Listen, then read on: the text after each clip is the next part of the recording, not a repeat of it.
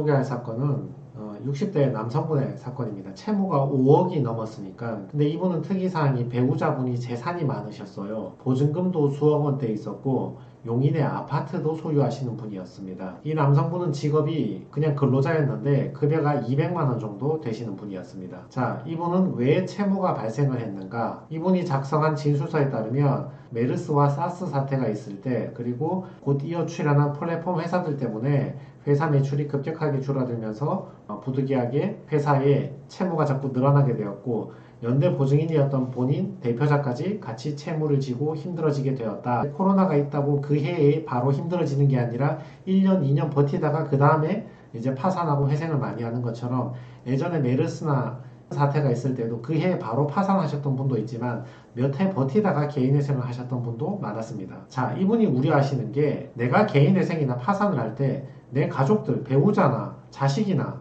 부모님이나 이런 내 가족들에게 어떤 불이익이 끼치게 되는가, 여기에 대해서 궁금한 채무자들이 많이 계시죠. 자, 가족에 대한 불이익 첫 번째, 배우자 재산 2분의 1이 반영될 가능성이 있습니다. 배우자 재산이 많이 있으면 신청하는 채무자가 내가 변제금이 높아질 가능성이 있거든요. 반드시 그런 건 아니고요. 높아질 가능성이 있습니다. 요거는 좀 이따 다시 한번 같이 살펴보겠습니다. 두 번째는 배우자가 서류 취합에 협조를 해줘야 됩니다.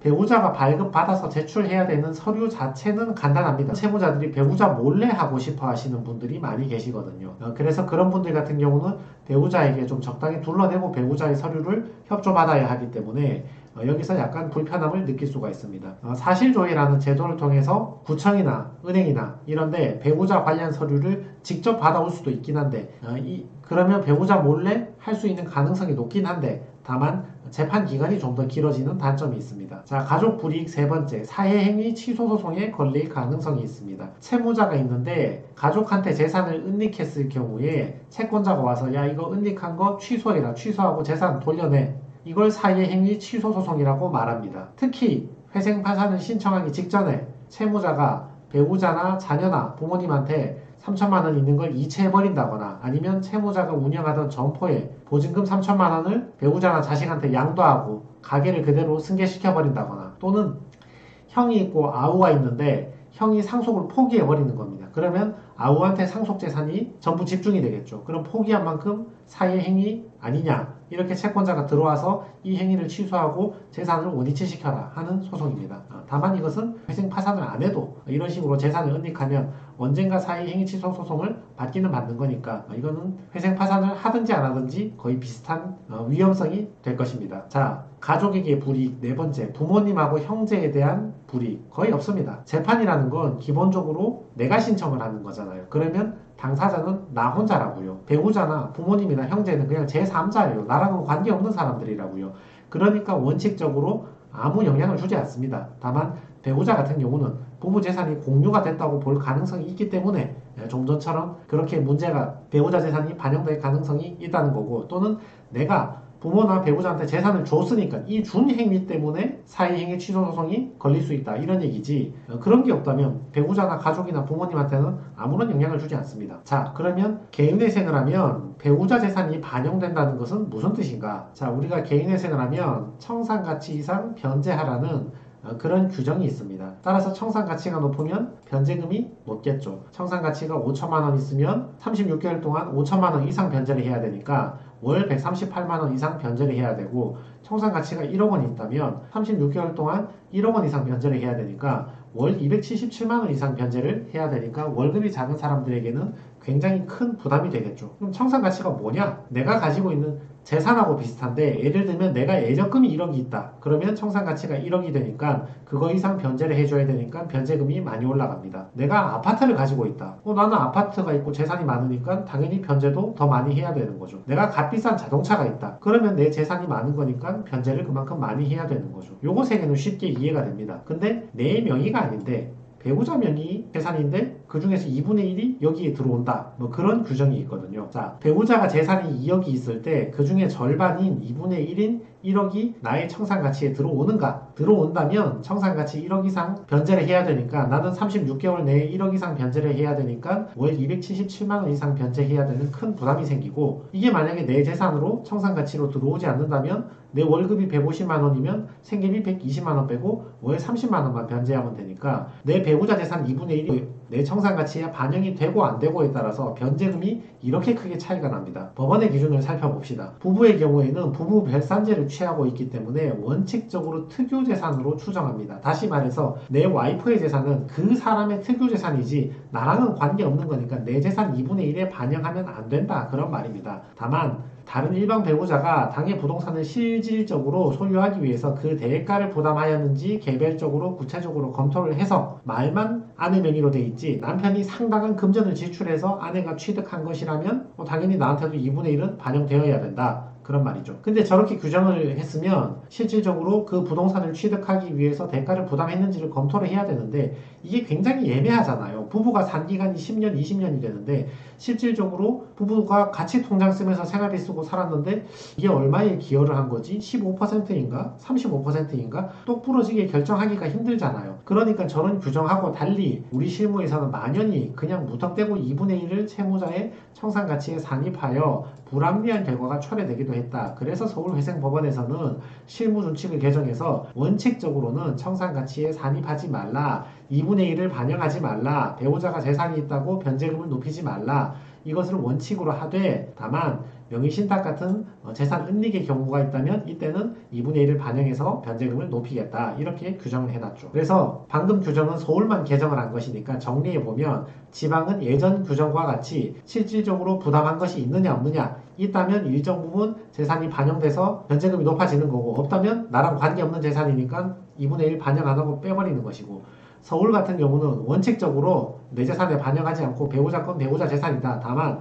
명의신탁이라거나 부인권 행사의 요건에 해당하면 그때는 2분의 1이 나의 청산가치에 반영되어서 청산가치 이상 변제를 해야 되니까 변제금이 높아지는 그런 효과가 있다. 결론적으로 얘기하면 둘 다 나의 재산으로 들어오면 안 된다, 청산가치에 들어오면 안 된다고 소명을 해야 되는 문제인데, 다만 확률상 서울이 조금 더 유리하겠죠. 서울은 명의신탁이 아니면 일단 원칙적으로 제외하는 걸 원칙으로, 그런 취지로 개정을 했으니까. 자, 그러면 여기서 이런 생각하잖아요. 그러면 내 배우자 재산이 있고 내가 개인회생을 해야 되는데 그럼 나 서울에 신청하면 되겠네. 배우자 재산 2분의 1을 제외한다거나 주식 코인이 청산가치에 반영되지 않는 등 유리하니까 나는 부산이나 광주에 살고 있지만 그럼 나 서울 법원에 신청할게요. 그러면 법원에서 관할이 위반되었다는 이유로 취하라고 권유하거나 아니면 그쪽 해당 법원으로 이송을 해버립니다. 법원의 기준을 보면 관할 법원은 그 사람이 사는 주소지를 기준으로 하거든요. 아니면 실제로 사는 거소지 또는 근무하는 사무소, 직장 주소. 다시 말해서 원칙적으로 그 사람이 전입신고한 주소 또는 실제로 살고 있는 주소 또는 직장 주소지, 이런 데가 관할이 되는 거죠. 여기를 위반해서 부산 사는 사람이 아무 관련도 없는 서울회생법원에 신청을 하면 이송을 해버리거나 또는 취하하고 부산에 다시 신청하라고 권유를 합니다. 그러면 이런 질문할 수 있겠죠. 그럼 좋다. 그러면 내가 서울에 전입신고 해버리면 되겠네. 서울에 집 구해서 하면 되겠네. 또는 서울에 직장 구해서, 그러면 서울에 주소나 직장이 생긴 거니까 서울에 관할 생겼네. 그럼 서울에 신청하면 되겠네. 이렇게 생각하시는 분이 많이 계시죠. 이건 잘 소명하면 될 때가 있습니다. 기준을 한번 봅시다. 법원이 만든 기준을 보면 관할에서 문제점이 생기는데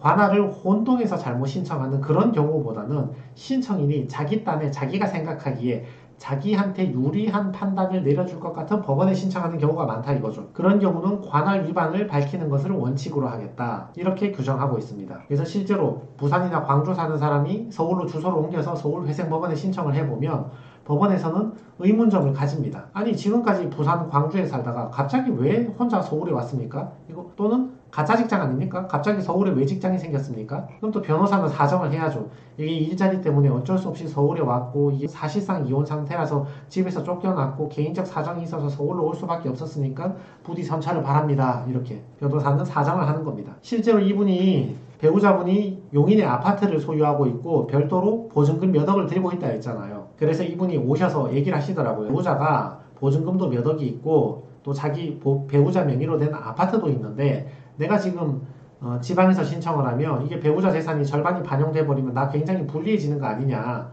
그래 얘기하길래 저희가 방법을 제시하기를 서울에 전입신고를 하고 서울에 주소를 구해서 한번 해보자. 근데 반드시 된다는 보장은 없다. 법원에서도 일부러 급하게 관할을 날조해 내는 경우를 많이 발견하기 때문에 이거는 주소를 옮겼다는 거에 대한 타당한 이유는 잘 밝혀줘야 된다, 법원에. 그래도 한번 해보시겠습니까? 이렇게 물어보니까 그분 입장에서는 선택지가 없잖아요. 그러니까 일단 서울로 주소를 옮겼던 거죠. 그래서 고시원에 주소를 구했습니다. 그러니까 법원이 바로 물어보는 거죠. 의심을 하는 거죠. 배우자 자녀들 주소지 한번 제출해봐라. 서울 아니지? 제출 한번 해보세요. 배우자는 뭔데? 월세 살아요? 뭔데? 자기 집 살아? 빨리 설명해보세요. 주소가 갑자기 바뀌니까 직장에 대해서도 더 의심을 하는 겁니다. 현 직장 대표자하고 관계가 어떻게 되는데요? 왜 거기 취업했는데요? 갑자기 담당 업무가 뭐고 언제 출근하는데요? 구체적으로 한번 설명해 보세요. 서울에 직장을 구한 거에 대해서 약간 법원은 의문점을 갖고 있는 거죠. 당신 다니는 사무실 사장님 사업체 정보 한번 제출해 보세요. 예전에 사업하다가 실패해서 장사 그만뒀다면서요. 그리고 이분이 이제 사업장을 반납해서 없다고 그랬는데 없다는데 계속 물어봐요. 임대차 계약서 한번 제출해 보세요. 그 보증금 남아있으면 그 전부 청산가치에 반영하세요. 그리고 법원에서는 의심을 하는 거죠. 신청인이나 배우자 예전에 회생 파산한 적 없냐? 이거 재산 옮겨놓고 막 부부끼리 재산 숨기고 막 빼돌리고 이런 관계 아니냐? 이런 것도 다 조사하려고 하는 거죠. 자, 배우자 어디 사는지에 대해서 저희가 설명을 했거든요. 배우자는 별도의 보증금 1억 8천만 원짜리 집에 지방에서 살고 있습니다 하니까 아니 그 임대차 계약서에 공인중개사 도장은 왜 없어요? 딱 의심하기 좋죠. 공인중개사 없는 임대차 계약서 딱 의심하기 좋죠. 그거 왜 그런지 한번 제출해 보세요. 그럼 배우자는 그 1억 8천만 원짜리 보증금 그거 어디서 구했는지 한번 설명해 보세요. 이걸 자꾸 물어보는 이유는 남편이 1억 8천만 원 재산 갖고 있다가 그걸 배우자한테 넘겨주고 남편만 서울로 주소를 싹 바꾼 다음에 개인회생 신청해서 배우자 재산에 대해서 문제를 안 삼고 이득 보려고 하는 그런 속셈 아니냐. 그걸 계속 의심하는 거죠. 그러니까 배우자 재산은 어디에서 나온 거냐. 당신이 준 거 아니냐. 이걸 계속 물어보는 겁니다. 거기에 대해서 또 설명을 하는 거죠, 변호사는. 그게 아니고 예전에 뭐가 있었는데 그 집을 빼면서 남는 돈을 배우자가 가져가서 그걸로 보증금을 구한 거지 남편 돈을 배우자한테 은닉한 게 아니다, 증여한 게 아니다 이렇게 막 설명을 해주는 겁니다. 그리고 배우자가 보증금 1억 8천도 있는데 용인에 아파트도 있었거든요. 그럼 그 아파트는 어떻게 마련된 거냐? 법원은 또 물어보는 거죠. 또 의심하는 거죠. 그럼 또 설명해 주는 겁니다. 그게 약 거슬러 올라가면 25년 전에 취득한 재산으로서 팔고 사고 이렇게 해서 지금까지 이렇게 흘러오게 된 것입니다. 아주 예전 일부터 전부 다 일일이 소명을 해주는 겁니다. 왜냐? 서울로 방금 주소를 이전했으니까 법원에서는 배우자 재산을 반영 안 하려고 뭔가 은닉한 게 있는 게 아닌가, 숨긴 게 있지 않을까, 배우자끼리. 그걸 의심하는 거죠. 그래서 거기에 대해서 일일이 다 설명을 해주는 겁니다. 그래서 이렇게 장황한 질문과 답변을 수차례 보정 권고를 거친 다음에 결국은 전부 다 아내의 재산이고 배우자 재산이고 이 신청한 남편의 재산은 하나도 없다 인정받아서 청산가치는 0원 이렇게 나왔죠. 만약에 여기에 배우자 재산 몇 억 있는 거에 일부분이 2억이 반영됐다 이렇게 생각해 보세요. 36개월 동안 2억을 변제해야 되는데 뭐 사실상 1년에 7천만 원 변제금 내야 되는데 사실상 개인회생 못하는 거죠. 자, 그래서 이 채무자의 최종적인 변제율은 어떻게 되었는가? 월급 200만 원 있는데 1인 생계비 120만 원 빼고 월 80만 원씩 36번 변제하겠다. 그게 2,900만 원 정도 되는 돈이죠. 그래서 이분이 법인사업 하다가 연대보증 채무가 많았다고 했잖아요. 그래서 채무가 5억 4,700만 원 있었는데 2,900만 원 정도 변제하고 나머지는 전부 탕감받게 되었죠. 그러면 원금의 5% 변제하고 원금의 95%는 탕감받게 되고 이자는 100% 전부 다 탕감받게 되는 것이죠. 그래서 이런 분 같은 경우는 탕감률이 매우 큽니다. 제 관련 영상 보시면 변제율 100%는 어떤 사람인가 그 영상 있잖아요. 보시면 채무가 큰데 재산하고 소득이 높으면 그만큼 변제율이 높다고 했죠. 근데 이분처럼 채무는 큰데 채무는 5억 4천만 원 굉장히 큰데 소득은 200만 원 밖에 안 된다. 이러면 이만큼 전부 다 탕감을 받게 되니까 변제율이 굉장히 낮다고 했죠. 다만 이분 같은 경우는 배우자 재산이 만약에 반영됐으면 변제율이 엄청나게 높아졌겠죠. 근데 다 설명해서 뭐 이런저런 사정으로 이분 혼자 서울에 올 수밖에 없었다. 이렇게 설명해서 배우자 재산을 다 빼버렸으니까 변제율이 5%밖에 안 나온 거죠. 자, 그래서 오늘 사건의 결론. 이 채무자가 채무가 발생한 이유는 예전에 회사를 경영하셨는데 그게 잘 안 돼서 대표자로서 연대보증 채무 때문에 5억 4,700만 원이 발생을 했다. 개인회생을 신청하면 배우자나 부모 같은 가족에게 어떤 불이익이 생깁니까? 배우자 재산의 2분의 1이 반영되는 경우가 있고 배우자분한테 서류 협조를 구해야 되고 가족에게 재산을 은닉한 경우에는 그 넘긴 재산 가지고 오라고 사회행위 취소 소송이 걸릴 수 있다. 배우자 재산 2분의 1이 나에게 반영되면 내 변제금이 너무 높아지기 때문에 때문에 이걸 반영시키지 않으려면 실질적 기여가 아니다 또는 명의신탁이 아니란 것을 소명을 잘 해줘야 된다. 그럼 서울은 배우자 재산을 빼줄 확률이 높고 또는 주식 코인을 빼줄 확률이 높으니까 서울에 그냥 신청하면 되겠네 라고 생각을 하시는데, 관할이란 것은 직장이 있든지 내가 사는 주소가 있든지 둘 중에 하나는 서울에 있어야지 서울에 신청이 가능하다. 근데 방금 채무자처럼 용인 살다가 갑자기 서울로 주소만 싹 옮겨가지고 신청하면 어떻게 되는가? 그러면 법원에서 의심한다. 그래서 많은 것들을 소명해야지 서울 관할인 것을 인정받을 가능성이 있다. 그래서 최종적으로는 이분은 채무가 5억 원이 넘었기 때문에 변제율은 5%밖에 안 나오고 나머지 95%는 다 탕감받고 이자는 100% 탕감받게 되었다. 이런 내용입니다. 그래서 회사 경영에 실패해서 연대보증 채무가 많은 사람들, 내가 개인회생을 신청해서 배우자나 부모님한테 불이익을 주면 어떻게 되느냐 고민이 많은 분들, 배우자 재산이 많아서 고민이 되시는 분들, 서울에 신청하고 싶은데 서울에 살지 않는 사람들, 이런 분들에게 오늘 영상이 참고가 되었으면 좋겠습니다. 네, 이상입니다.